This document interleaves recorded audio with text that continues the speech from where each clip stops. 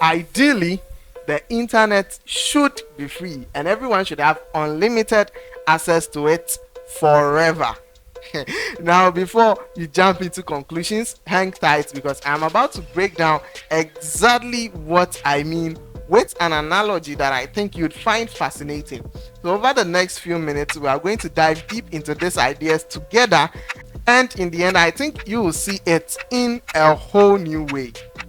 I know this might sound a little confusing at first, but trust me, I will do my best to make it crystal clear. My name is Apiamera and I'm excited to have you on this journey. Let's get right into it.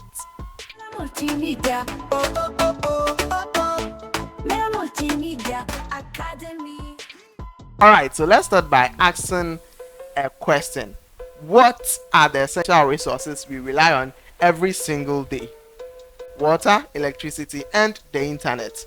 These are things we often take for granted, but they have become fundamental to how we live, work, and connect.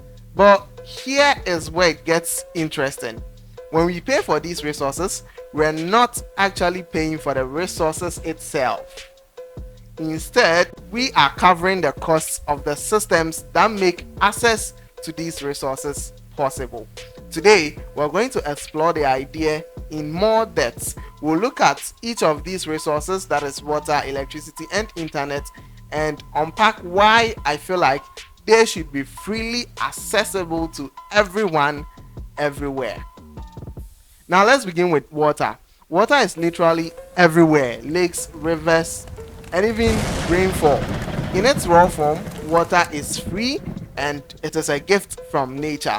But to have clean, drinkable water, we need systems to filter, purify, and transport it to our homes. So, when you're paying your water bill, you are not paying for the water itself. You are covering the costs of these services. Now, think about it.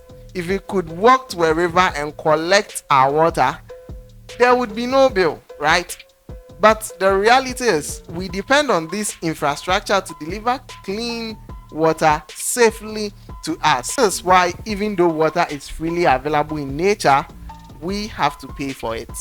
Now, you might be wondering, why does this matter?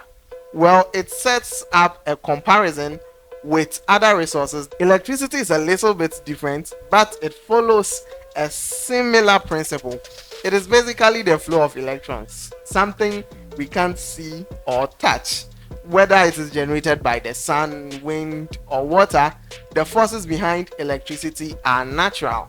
But once again, the cost we pay isn't for the electricity itself, it is for the infrastructure, the power plants, lines, and grids that bring it to our homes and keeps them running safely. Electricity, might be intangible, but we rely on it just as much as we do on water. And it is the same deal.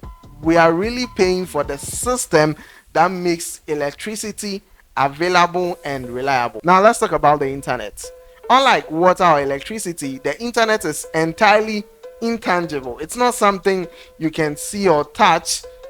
It is essentially a network. Internet is just air, basically. But just like water and electricity, the cost we pay are for the infrastructure. When you pay your internet bill or subscribe or make a data bundle purchase, you are covering the costs of cables, data centers, and the work of keeping this network secure and reliable. This means you are not paying for the internet itself, you are paying for access to it. But imagine if internet access was universally available, free to everyone. Imagine what would happen if we had universal free internet access. Education, healthcare, social connections, job opportunities, all of these could be accessible to everyone, no matter where they are or how much they actually earn.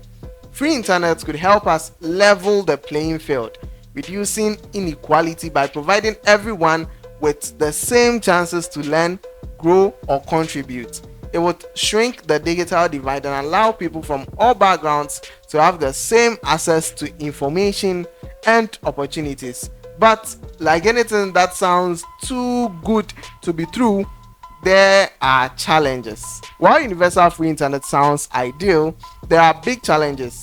Infrastructure isn't cheap, and maintaining it requires skilled workers and constant upgrades. So if we made internet access free, who would fund these services? Some argue that governments could fund internet access, treating it like a public utility similar to roads or public parks. Others think private companies could be part of the solution, providing basic internet access for free and only charging for premium services. This brings us to an interesting question. What are the possibilities, and could any of them actually work? Some cities have already experimented with free or low-cost internet in public spaces, but scaling this to the global level is complex. Some countries are also starting to view internet access as a basic right and are working on policies to make it more accessible. One approach could be the freemium model, where basic internet is free, supported by advertising or probably maybe donations, with the option to pay for faster speeds or more secure connections. Another is community-owned internet cooperatives, where the costs are shared among users but everyone gets access. Each of these models has a potential, but implementing them would require us to rethink how we value and manage internet access on a global scale.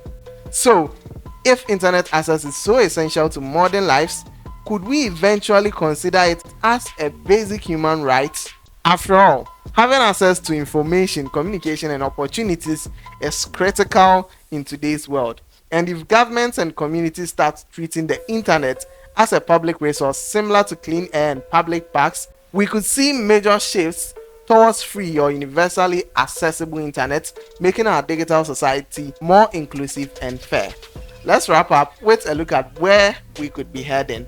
We are at a pivotal moment globally, and the internet's role in our life is only growing, and with it, the need for accessible and affordable internet. The path forward could mean changing how we fund and think about the internet access as a public good. So, I'll leave you with a question. Should internet be free for everyone? And if so, how would that change our world? Let me know your thoughts in the comments below, and if you found this interesting, don't forget to like, share, and subscribe. This is my analogy, and I have many more of these stories that I'll be sharing with you. And so if this is something you are interested in, let me know in the comment section. Thanks for watching. Remember, big ideas often start with small questions. Until next time, stay curious and keep exploring. I'll see you in the next one. Ciao.